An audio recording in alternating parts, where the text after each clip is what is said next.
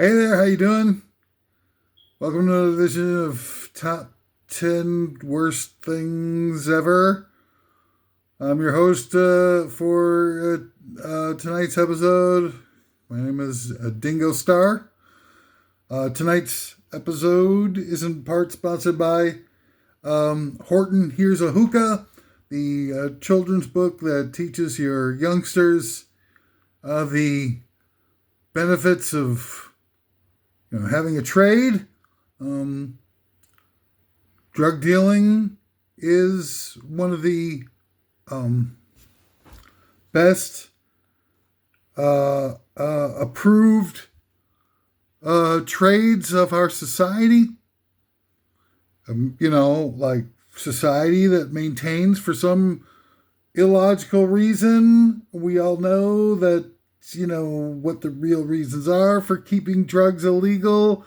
It's because they've, I don't know, but it sure seems like the CIA is the main drug dealer, and they're using all the profits to create all these black ops that are designed to indoctrinate and do social engineering on all the rest of us. They gotta wet their beak. But hey, what the hell? Anyway, so from the makers of Horton Here's a Who, it's Horton Here's a Hookah. Again, why not? I mean, we don't need the Corporation for Public Broadcasting anymore, or Sesame Street or any of those types of things to teach your kids literacy, because literacy is obviously out the window. And when you have a society where the average reading level is that of a fifth grader, clearly you've abandoned any sort of ideals of having an intellectually driven society that's equipped to be able to protect and advance their own freedom and equity for all. Why pretend anymore? It's Horton Here's a Hookah, the bedtime story for realistic parents. This is really just a simple, I don't think I need to describe it as a top 10 worst list. And today's, first of all, just a disclaimer, I'm totally out of my mind. I cannot be trusted or relied upon for anything rational or, provable or rational. I'm not partisan. I hate everyone equally. I can say that honestly. I just, I want people to be fair to others. I'm a golden rule guy all the way, 100%. Treat others as you would have them treat yourself. And if you can't do that, then screw you. You're wrong. I don't want people to be prejudiced against me because I'm a nut job, right? So I'm not going to be prejudiced against them because they're prejudiced against people who are nut jobs. I happen to be very comfortable with my own, whoever I am, whatever it is. I never gave up. I fought my ass off to try to make the world a better place, sacrificed everything that I had, and got nothing from it but backstabbing and grief and lies and a bunch of deeply disturbing apathy from everyone. 30 years I did it. And again, did everything I possibly could to make the world a better place for having lived here, and got nothing but anguish for my troubles. So I don't care about your political affiliations. It's all garbage. It's all indoctrinational bullpink. You've been lied to, you've been fooled, you've been manipulated, and you've been immersed in this fairy tale that they've created for us to perpetuate and advance the cause of hatred and divisiveness so that the people on the top could get away with murder. And if you're not ready to see that, then fine. Just Just make it simple on yourselves. Golden rule, 100% of the time. If you want to see people suffer, then be prepared to suffer yourself. If you want to see people hurt, if you want to hurt people, that's the only thing that brings you joy in this world, then screw you. If you want to build bridges and you want to be able to forgive and you want to be able to embrace those who are exactly the same as you are, then great. But don't tell me that you're going to believe in free speech when you're blocking people and hating them and trying to destroy them because they said one tiny little thing that you don't agree with. And then don't tell me that you don't hate people of color because of the color of their skin, because that's a lie too. You've been ruined from the day you were born with a bunch of know-it-alls who thought they could, impose their own damage onto you, and you became a victim. I don't blame you, but enough is enough. We're in the twilight of the human race at this juncture. With the AI robots are coming any minute now, and they're going to have the AI attack dogs policing the streets, everything like that, and you're going to, have a big, nasty, painful wake-up call any minute now. And so you might as well go out on a high note. Let's share some things in this world worth caring about and treat each other, with a little bit of kindness before it's too late. Southern hospitality, my ass. Right? And it's the same, it's both of them. Everybody on both sides of the argument, you're just full of garbage. Heads have been full of lies and garbage for so long, you don't even know which way is up. Just get right back down to basics. The golden frickin' rule. Everybody. We're all hurting. This thing is, even though the ultra-right is in power in this country and have every aspect of power in this country, the people on the ultra-right are still angry as hell. What does that tell you? The hatred, the ideology of hatred will only lead to grief for everybody, for even the people who are on the winning side. You got every aspect of our society, education, economy, politics, the media, all of it is ultra-right wing. And I don't care what you say about liberal media. There is no such thing as liberal media. The media, all the outlets are owned by right-wingers. You think that the right-wingers are going to put people on the media that are going to destroy the right-wingers? Are you nuts? Don't answer that question. Anyway, it takes one to know one. That's why I know. That's why I see it within you. Anyway, today's top 10 worst things ever is going to be... what do I got here today? Top 10 list of the worst movies that make you wish you were never born. That's a good one. Because, like a lot of us can't afford to, do things with our lives anymore. And it doesn't make any sense to apply yourself with real dedication and make self-sacrifices because it's just so obviously not worth it to be like a really top-notch, I don't know, dancer, painter, whatever. What's the frickin' point? Because that the heavier you get into an artistic mindset, the more the world is going to ostracize you, and the manipulations of our social Darwinism that we're all being, battered by, is not going to let somebody who's like really gifted actor or really gifted musician or anything like that anywhere near mainstream levels of distribution.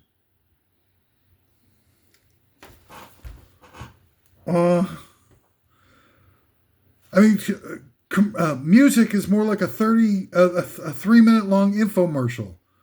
Versace on the floor. Give me a freaking break. When I heard Versace on the floor, it was interesting. When I first heard it was coming, I used to have to listen to terrestrial radio on my day job all the time. And so I, for a time, I knew a lot about it.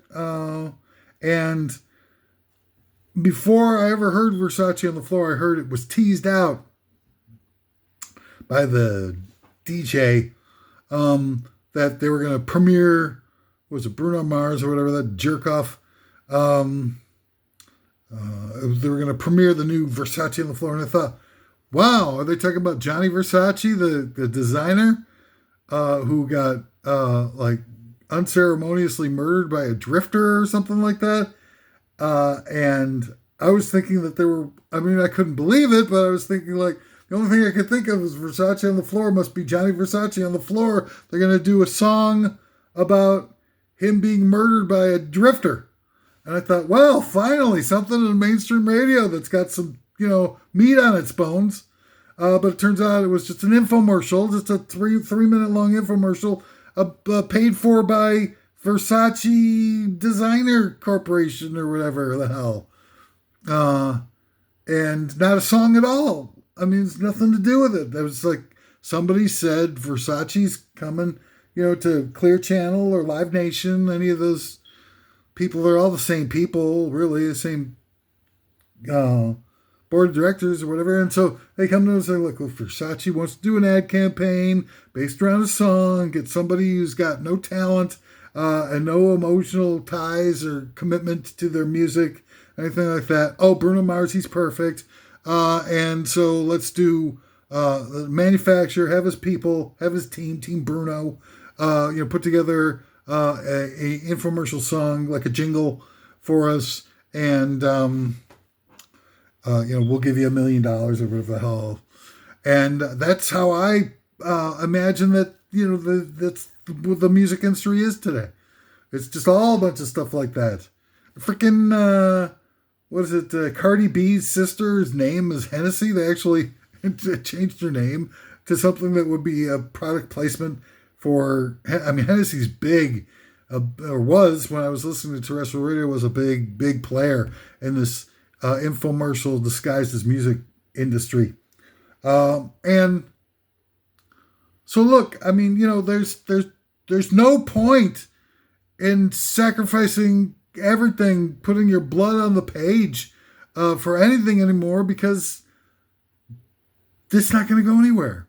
I mean, you could do it if you're just like, like me, like you're sort of committed to being something that is authentic, whatever that means in today's world, I don't know. But if you're just going to do it for your own self-expression, if you have difficulty like I've always had of communicating your thoughts and feelings to people, mostly because my thoughts are so way out there that nobody can deal with it, and their eyes glaze over when you try to talk to them about heavy level details or emotional, nuanced feelings and complicated and whatnot. They're just like, I gotta go.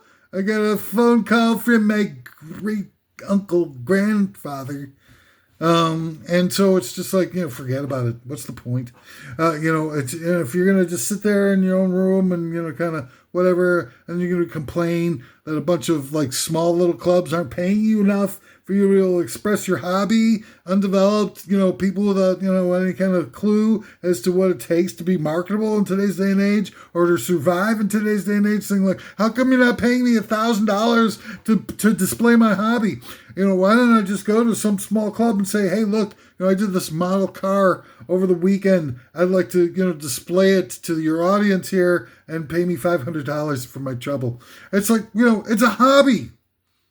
Anyway, so I'm getting a little off track here. Today's top 10 list, again, brought to you by Horton Hears a Hookah.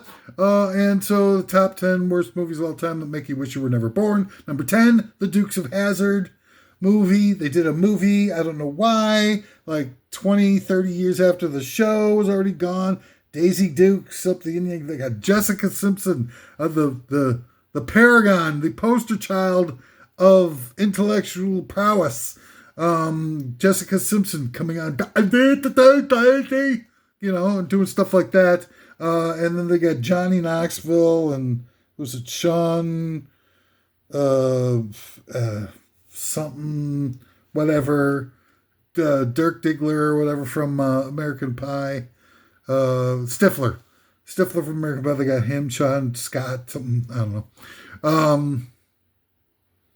But why would you do a movie like Dukes of Hazzard? I mean, okay, like just don't get the whole idea that General Lee is the name of their car, and they got a big old swastika on the top of it, and people think that that's great, and they people having emotional connections to things that are so hurtful to others. I just don't make sense. Look, I'm not trying to play favorites or anything like that. I really am not. But if you're saying that your commitment to the swastika, aka the stars and bars, and General Lee and everything like that, and Stone Mountain is anything other than a hate crime, then you need to find something else to be devoted to. You need to find other aspects of pre-Civil War types of attributes of Southern society that just aren't all tied up in murdering, raping, and whipping slaves. What is that? Is that really all that difficult for you to figure out? There are other things. Mint juleps, wearing all kinds of fancy hats at the Kentucky Derby. Why can't you just, use those as tributes to some of the Southern charm that you supposedly have, Southern hospitality, grits and stuff. Taking in strangers. What is Southern hospitality supposed to be? Is it bullwhipping chattel slaves like they were inhuman? And even people aren't even really down with bullwhipping animals anymore. Like they treat animals with more respect than the idea of the stars and bars and General Lee thought of other humans.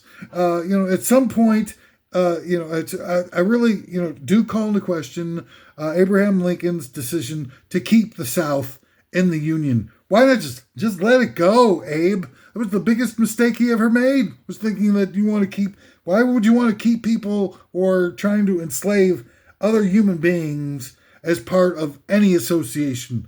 Just think about it like if they were trying to join your book club, or if they were trying to join your band and stuff like that. And you think about it, I suppose it's confusing for people. You get a Supreme Court Justice, Clarence Thomas, who's best friends with Harlan Crow. And we found out a couple of years ago that the Harlan Crow was giving him all these free luxury vacations and everything like that. But he wasn't just giving them to him. They were going on vacation together. Well, you know what? It doesn't take a whole heck of a lot of time people figure out that Harlan Crow is the biggest private collector of Nazi memorabilia in the whole freaking world, or something close to that, or something very, I would have to say, look, everybody's got their own faults and whatnot. Even your best friends probably got a few things that kind of you kind of call into question or whatever. Nobody's perfect, all right? But if your best friend has got the world's largest privately owned collection of Nazi memorabilia, then something's going wrong. Either you are on board with the Nazi stuff, or if you're just in it for the money. Either way, you're compromised at a level that it doesn't disqualifies you from being a Supreme Court justice. If we've got like a proven Nazi is in the Supreme Court, then something is totally sick and twisted in society. Because we saw that, and the media came storming in when that scandal broke 2-3 years ago, whatever it was, and all of a sudden they made it about the money. They distracted everybody with story after story about money. They brought in another Supreme Court justice and said that he was getting gifts too. Before you knew it, everybody forgot about the connection to Harlan Crow, which was the biggest blockbuster story since Watergate. To know that a Supreme Court justice was compromised to the point where he was actually best friends with a Nazi lover is the biggest story in the freaking world. And nobody covered it. Nobody, everybody just forgot about it. You talk about reasons to protest, and that's, it had to be at the top of the list, but it just got all washed under the carpet or whatever, swept under the carpet. Before you knew it, it was nothing. And that's what this, Dukes of Hazzard movie is all about. It's all about, trying to normalize hatred. And again, I'm not trying to cast aspersions about the South. The South, the people in the South were told that they had to fight a war for survival, their way of life and everything like that, which included more than just, like, I'm guessing, but certainly it became a point where it's just all about slavery. And there's just all kinds of weirdness surrounding, General Lee and stuff like that, where, Arlington National Cemetery, where they bury all the war dead for this country, was actually General Lee's family residence. That, it was, I don't know if it was part of the Spoils War, but it feels real Illuminati-ish, if you're with me. I mean, just like, why would we bury all of our war dead on the family farm of somebody who fought to destroy this country and tear us under? Or, if you want to say it like, for states' rights, really, I don't know. But it just seems like if there's something that's all caught up with this hatred, why not just, be the better man, move on. So if you got nothing else to be prideful about besides the stars and bars, and the KKK or whatever, you need to grow up. Get yourself, something, less divisive and hateful to be proud of. Is it that difficult? Teach yourself a marketable skill or whatever. Start to write start to journalize your thoughts. I don't know, man. Look, there's a lot of things that are going wrong with both sides. That's part of how they perpetuate the ongoing hatred that that has divided and conquered us for so long. I'm sure that, if you talk to a hardcore right-winger, they're going to give you a bunch of, things like, Kamala Harris sucks. And, I don't know how you like Kamala Harris when she was force-fed to the Democratic Party because, Biden, stuff like that. I mean, clearly there was something wrong with the guy. You could see, in 2020, that the guy really, was on his last legs back then. But what did the Democrats do? They did nothing. They just went about and just went asleep again, started protesting a bunch of things that made it more difficult for the lefties to win. And then Biden shows up in the 2024 debates and he falls asleep on national TV. But you should never have gotten to that. When people saw that, they're so, deeply resentful of the ascension of MAGA and Trump, and they saw that the only person that was able to fend off that movement was a 150-year-old man on his, sort of like running on fumes. How come they didn't put together their own institutions to try to build up a left-wing Project 2025 or a decent candidate that represented the working class and the struggling middle class and blue collar types? They took another 4-year-long nap. So there's stuff that you can go on and on and on and complain about everybody, but the point of the matter is that it's not doing anybody any good. Everybody's so full of hate. Nobody's happy about any of the things that are happening and the machinations of the power elite that are ruling our country. They're all taking it down the tubes so that they can continue as if there was more room to consolidate anything else. 88% of growth in the holdings of the billionaire class in the last 4 years. It's unsustainable. You get to the point where, billionaires can just buy the Washington Post and say, like, oh, we're not going to allow you to do any editorial opinions anymore. Oh, and hey, we're going to lay off a third of the staff instead of trying to market it and getting people interested in what newspapers can do to, to spread and develop, options and opportunities for people of all walks of life. The papers just keep doing the same thing. The ship is sinking. Let's keep doing the same thing. Blah, blah, blah, blah, blah. He's just like stupid. It's like they're intentionally destroying intelligence. Number 9 of the list of all-time worst movies that make you wish you were never born. Wild Hogs. I mean, what the hell is even, John Travolta? Just like, hang it up, dude. And who else is in there? Tim Allen. Tim Allen, Mr. I'm Tim Allen. I grunt. That's my stand-up. My whole routine. I'm a man. I eat red meat. We get it, Tim. Why don't you go back to selling Coke like you did back in the old days? It was certainly a lot more beneficial to society. At least society had something to benefit off of that. Unlike your comedy, which nobody benefits from. And then a bunch of other, like whoever it was, token black person that they had to have in the movie was Martin Lawrence, I think it was. Was it Martin Lawrence? And the guy who was married to the lady with the money for college admissions, who got off scot-free, and nobody. C. Thomas Howell? No. It's something like that. He was in Shameless.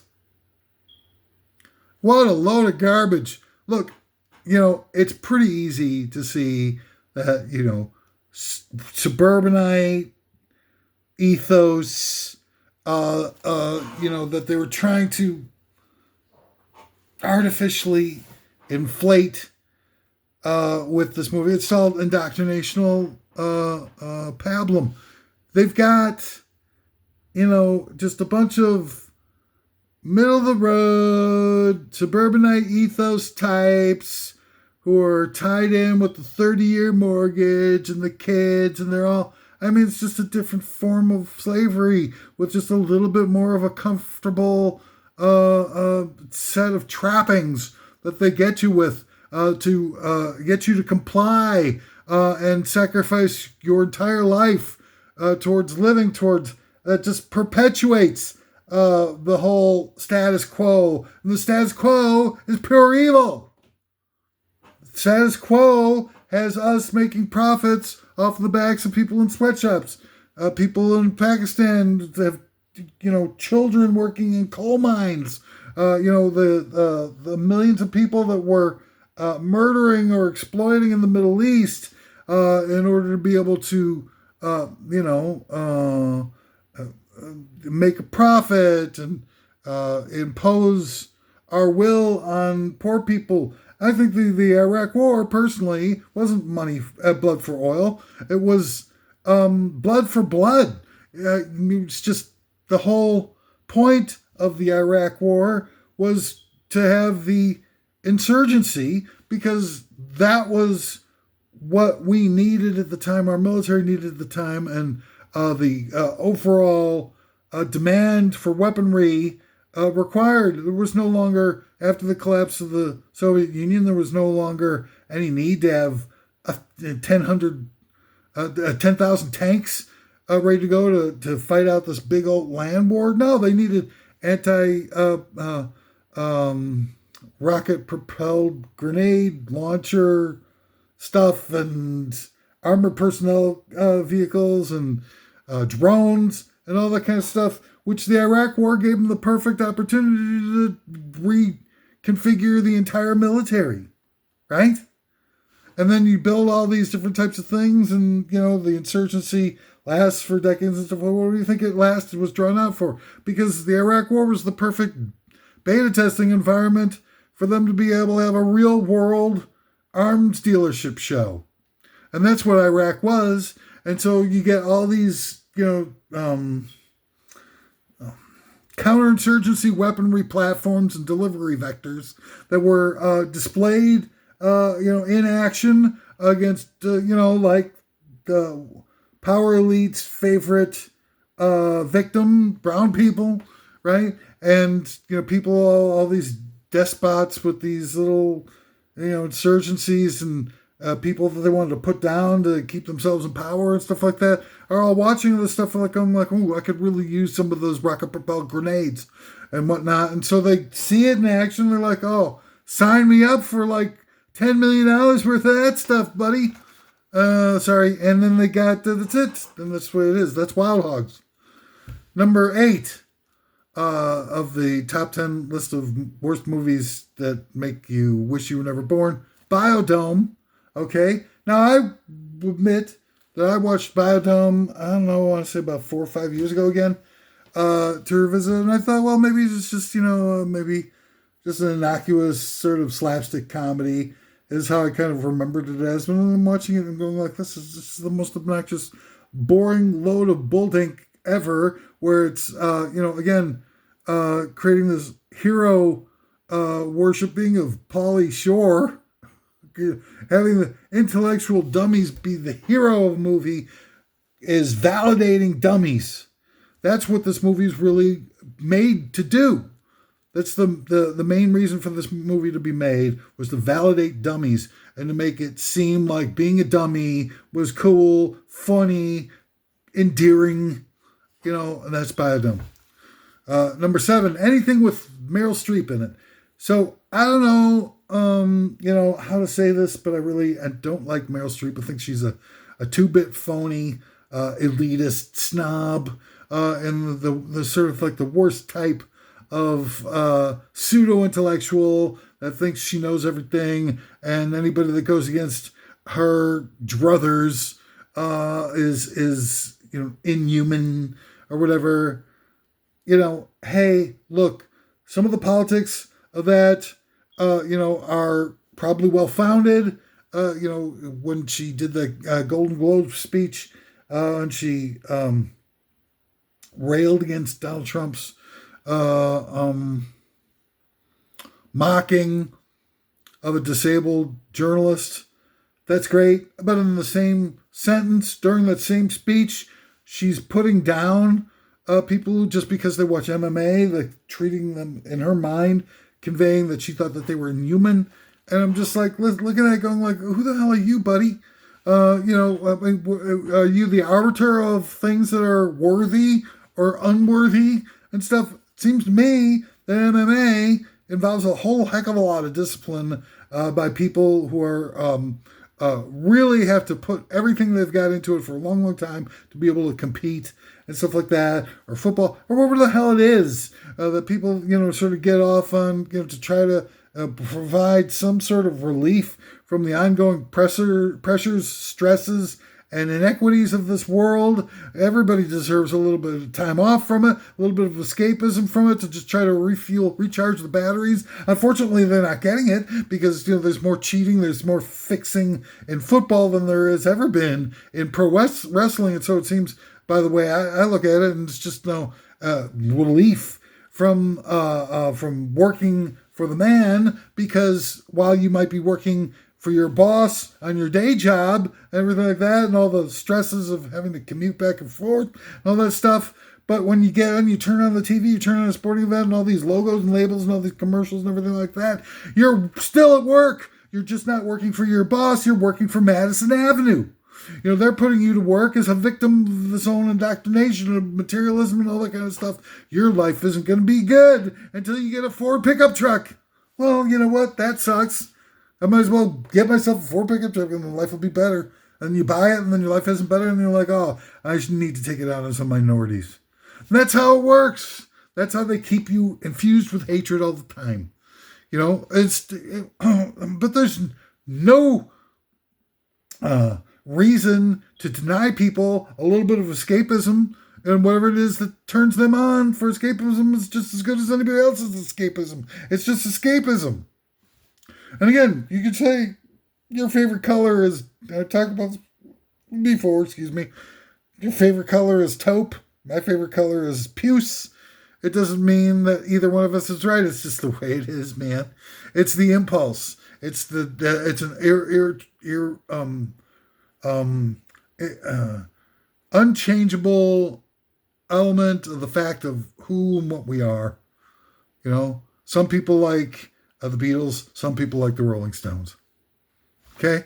Not anything you can do about it. You can beat the hell out of them. You can disparage them. You can say, all kinds of names and stuff like that. It's not going to change it. They're still going to like puce. I'm still going to like puce. They're still going to like taupe. Number 6, all Rambo movies, including the dozens that they haven't even made yet. List of movies that make you wish you'd never been born. I shouldn't have to really say much about it. Rambo, it's all about, killing brown people and making the viewing audience love it and cheer for Rambo. Kill those brown people, Rambo!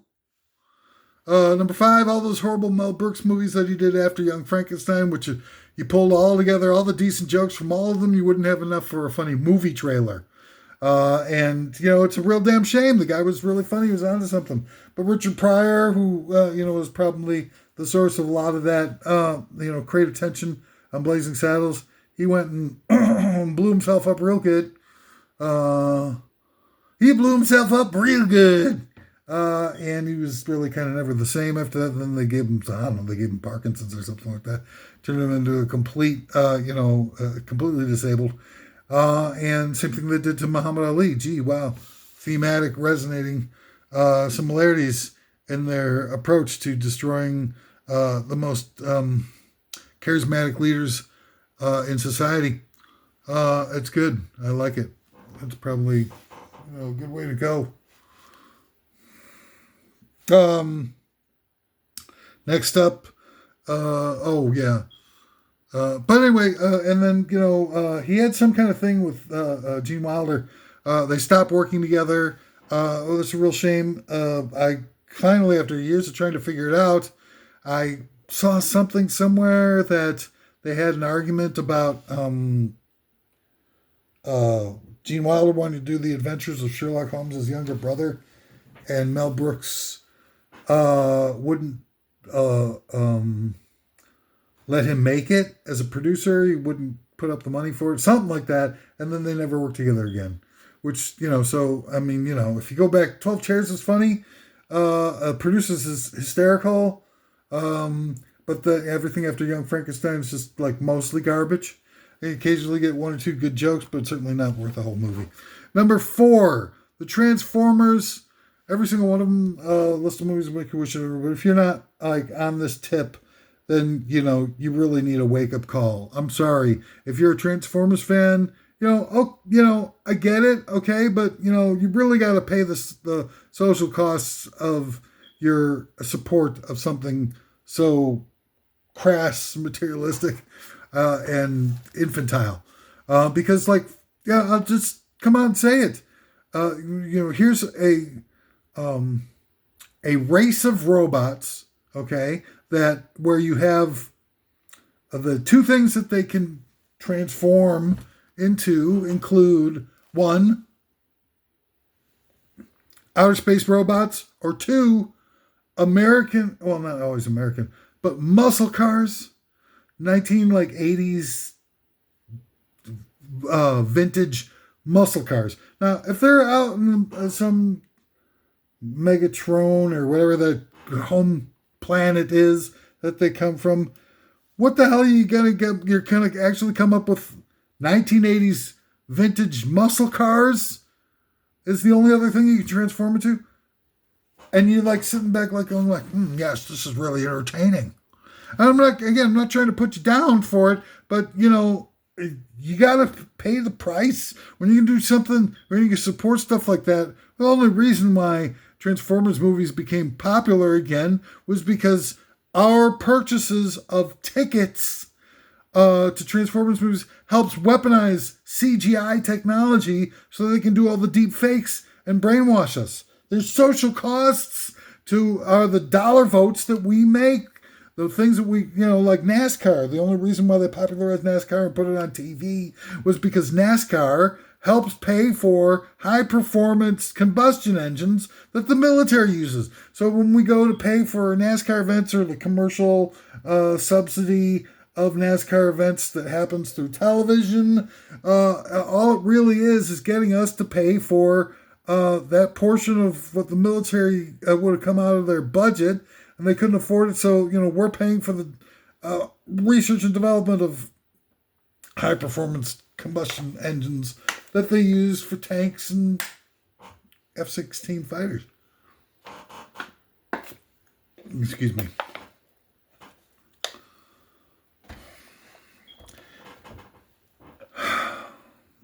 Yeah, here I am tooling around the universe, in the Andromeda galaxy or whatever the hell. I'm confronted by space aliens and whatnot, and they're fighting me. And here I am in the middle of space as a robot, duking it out, and things are getting tough for me. So I transform into a 1985 Corvette. Makes sense. Well, here's another $10 of my hard-earned money. Number 3, the Disney Star Wars trilogy. Now, that really was... we all had to live through that together, and, a lot of people, just sort of loved that franchise, and for whatever reason had, like, a deeply, felt connection with those original characters and stuff like that. And I'm one of those guys who's, like, down with the prequels, because, like, I think really that the whole theme of the prequels is just misunderstood. Like when you see Yoda, who in the original trilogy is like, totally like spiritual and things like that. And like, oh, wow, I'm Yoda.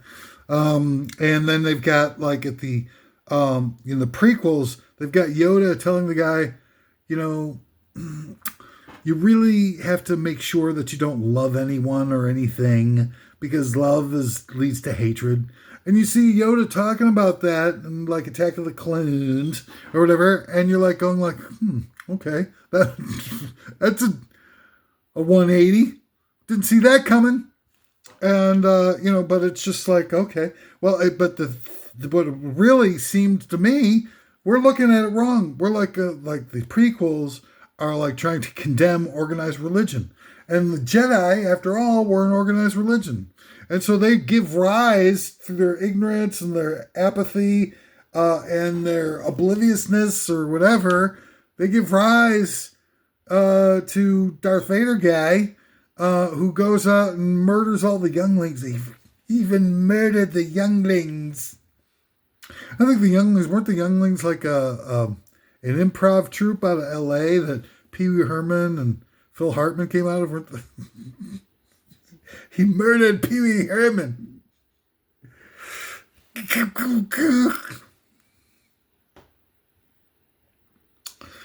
But it's just like watching the Jedi, the total apathy, and the in the room next door to like Palpatine and stuff, and he's just like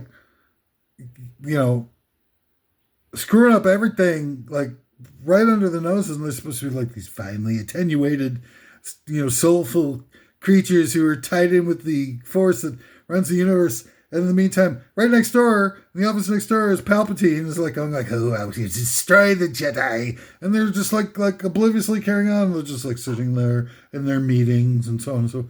It's like obviously a condemnation of organized religion. I love it, because like, yeah, look, I'm not trying to be, dump on God or nothing like that. I just don't see anywhere where God fits in with organized religion. It's a personal experience that all of us should come to on our own, should be able to be natural and things like that. It should be obvious to those who believe, and not necessarily something that's given to us or guided us towards by people who spend more time trying to cover up for child molesters than they do trying to, save the souls of human beings, or, spend more time with the balance sheet of the property values of their tax-free religion than they do trying to, prevent of humanity from falling victim to fascist ideology, which they've done now on a couple of occasions.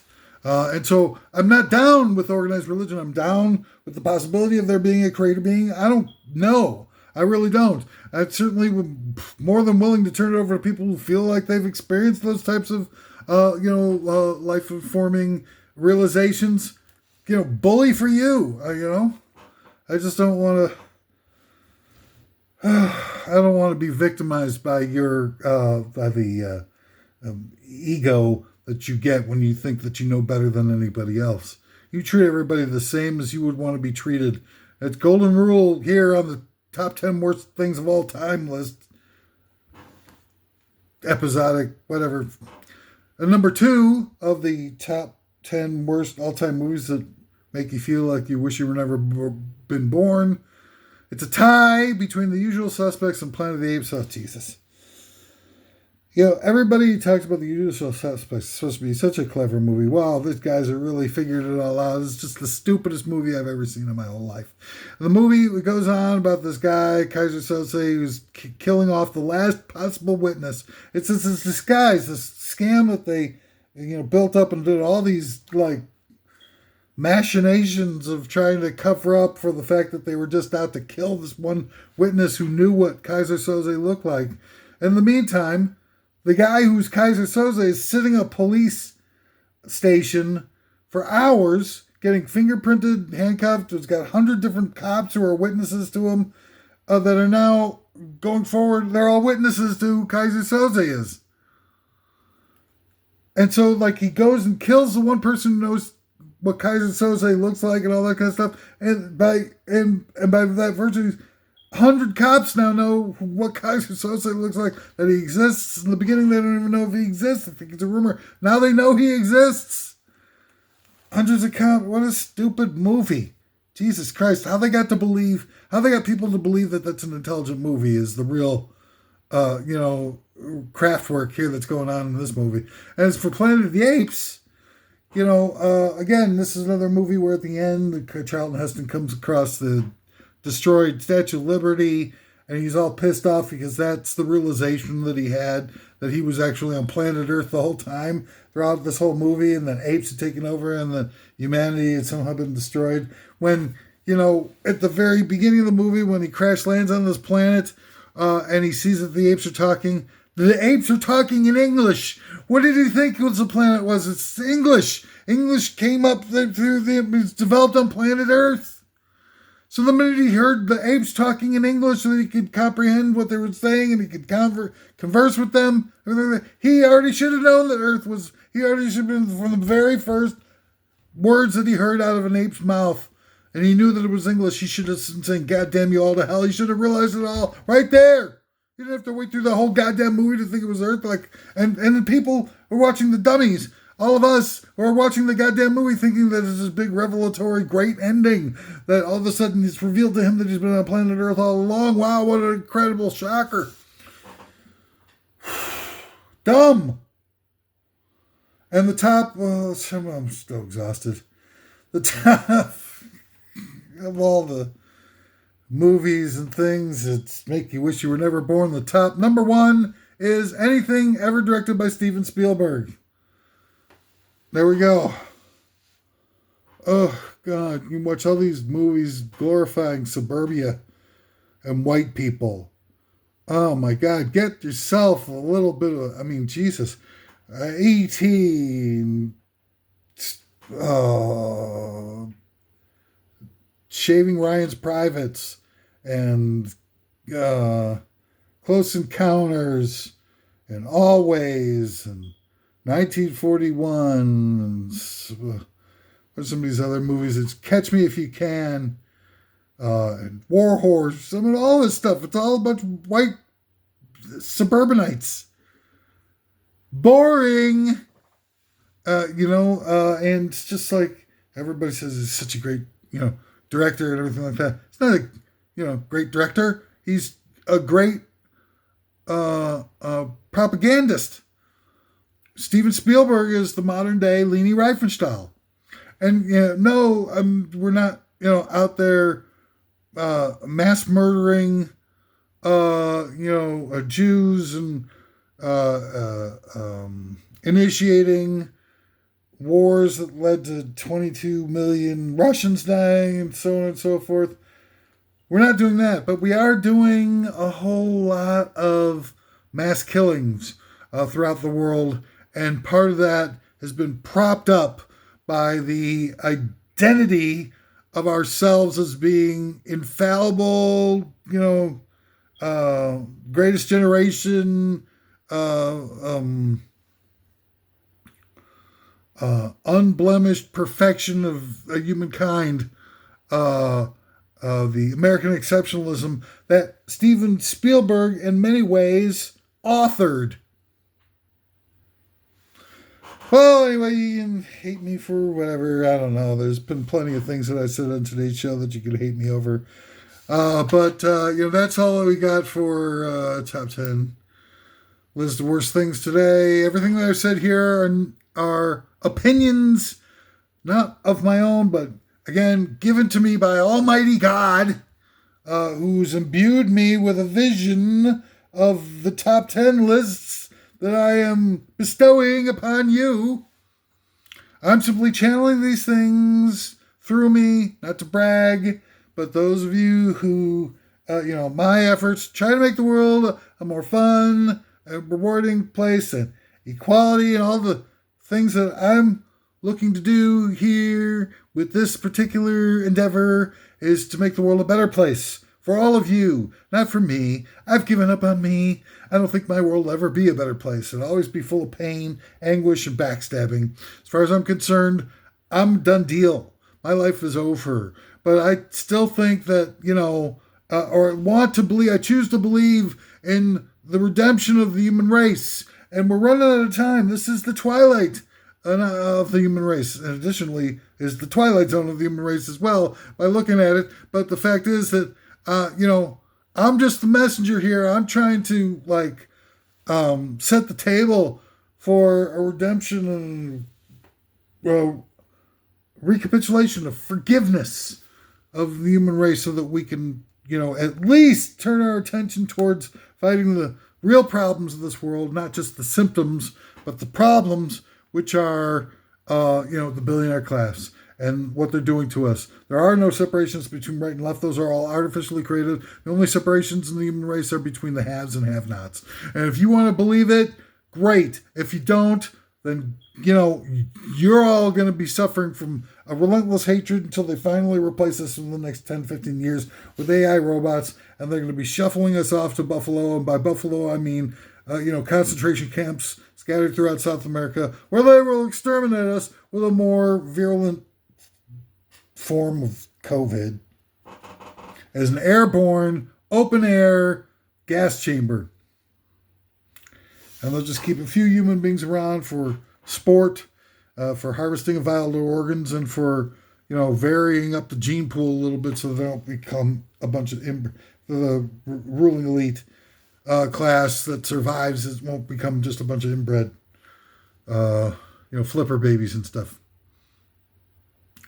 So, my life sucks. I've got some kind of mechanism that kicks in and enables me to just do this sort of thing and make it appear like I'm happy or having fun. But my life is like the biggest torture, misery that you could ever come up with. And, compared to the level of grief and anguish that I endure on a daily basis, I don't think there's much that you can say or do that would make me feel worse than I feel every day. But, hit me up with a comment if you've been inspired to feel creative, or join my Patreon. Leave me a tip. It would be great because my physical ailments are really, threatening my life to almost unsurvivable levels. So why not click the like button and subscribe, for me, you filthy animal. Let's try to get through this together.